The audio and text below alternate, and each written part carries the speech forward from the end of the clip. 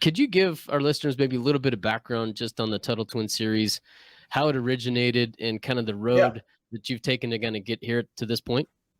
So I run, for those watching the video here, I run Libertas Institute, which is a nonprofit think tank. We change laws. We try and reduce the size and scope of government in order to free people and remove obstacles out of the way of entrepreneurs. And we've been at it for about 12 years. I founded it.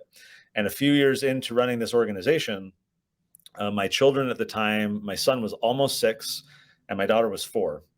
And like any dad, I'd come home from work and I'd say, "Hey, what did you do today?" And we'd start the conversation, and my kids would report which cartoons they watched or which toys they play with. Mhm. But my boy, when he was almost 6, occasionally he would reciprocate the question, "Dad, what did you do today? Where were you?" Mm. Mm. And I didn't want to tell him, "I typed on a computer today, son," or, "I did phone calls." I found myself wanting to share with him what dad does. "Hey, kiddo, I was at City Hall fighting eminent domain in this really, stupid land grab that the government was after." But how do you talk to a 5 or 6-year-old about Mhm. ideas like that? So, as anyone would do in my situation, I turned to Amazon and I went looking for books that would teach kids about economics or property rights or freedom and so forth.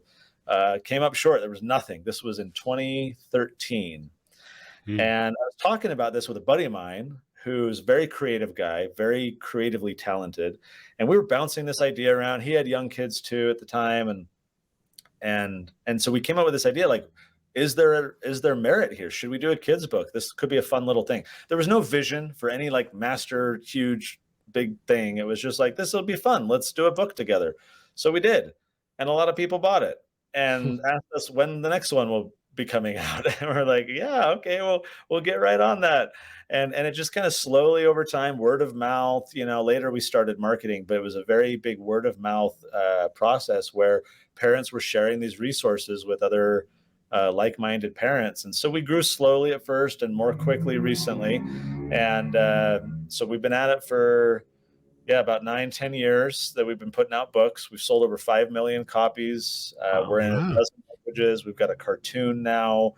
And it's just exciting to see it grow, because it's one thing to say, yay, we sold a bunch of books.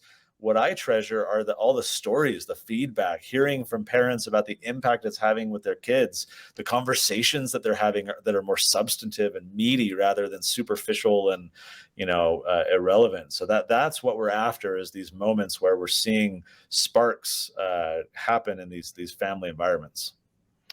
So part of our listener, part of the aspect that we like to touch on is this idea of business, man. Connor, how difficult was it getting this thing up and going off the ground? Right, you just shared 5 million books, but what's a big obstacle or two that you came up against along the way?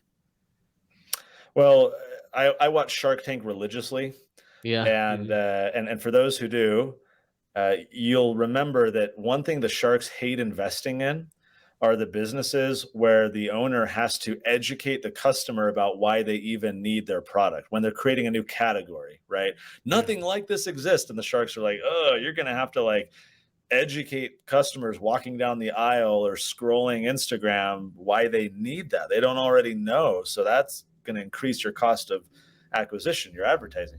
That's what it was for us. When we started the Tuttle Twins, nobody really agreed with us that you need to talk to your kids about it. No one knew about it. We, in the conservative libertarian freedom side of things, have for decades been just letting our kids get educated by our ideological adversaries that dominate the public school system. And then only when they're adults do we start talking to them about these adult ideas and, hey, here's why you should believe in freedom, or here's what free markets are. We don't even have those conversations. So at the time, everyone was kind of skeptical. Friends, allies, were all skeptical of the need to talk to your kids about these ideas. Well, fast forward a few years, especially COVID, now nobody questions. Yeah. Literally no, like it went from everyone was like, that this is adult stuff. I don't need to. Let's let kids be kids. That was the biggest response we would get. Just let kids be kids. Save this stuff for when they're older. Well, now that we see that the left has, all their children's books, their toddler books, all the cartoons are woke, all the monthly magazines like Mhm. highlights and everything, they're all woke. And now nobody questions the need to provide parents with resources that are going to help their children understand true principles at a young age, because those kids are being bombarded with nonsense from teachers and textbooks and TikTok and everything else. And so for us, it was one of those things when preparation meets opportunity. Like, we had been prepared and doing this for a while, and all of a sudden the world went crazy in 2020 and ever since.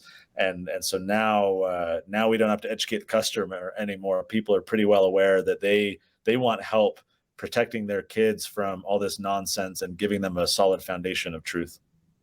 Connor, when do you think is the ideal time to present these books to your kids? It's an interesting question because we have, I'm grabbing right here. I actually have a few of these in front of me. We've got toddler books. So here's the ABCs of economics. And so your question about when is it too early, like, O is for opportunity cost, right? Like, what other, here's one of my favorites. T is for taxes. And little toddler Emily is saying, no, mine. And the vacuum is saying, do not resist. So, and these are kind of tongue in cheek, right? Like, here's H is for human action by Mises, and I is for incentives. So to more appropriately answer your question, we started doing our children's books, which is what we're best known for. So these are kind of the 60-page storybooks, that are all based on classics like Economics in One Lesson, or The Road to Serfdom, or I, Pencil, or Atlas Shrugged, or The Law by Bastiat. So that's what we're most known for. How are you defining children? Because sometimes I kind of call, Cameron like one of my children. But what age group are you talking about? Correct. Right so those, not correct that you're a child. Correct that's a good question. Very mature. Trust me. So my typical answer for those children's books that we're best known for is that they're best for ages like 5 to 11 and members of Congress. So if you fall into either of those categories, then they're good for you. So we've got the toddlers, we've got these kind of children's level, elementary age books, and then we have a bunch of books for teenagers as well. We've got some fiction books, we've got some nonfiction books. And so we're trying to provide parents with resources no matter the age of their kids, and also no matter how they like to learn. So if they're a little more hands-on, we've got activity workbooks and things that can kind of get them doing stuff. We've got a cartoon if they're more of like a visual, whatever. We've got cartoons, we got a podcast, we've got a game. We're trying to create resources for any age kid, no matter how they like to learn, so that they can embrace and understand and learn about these ideas as well. You want to see the entire episode? Click here.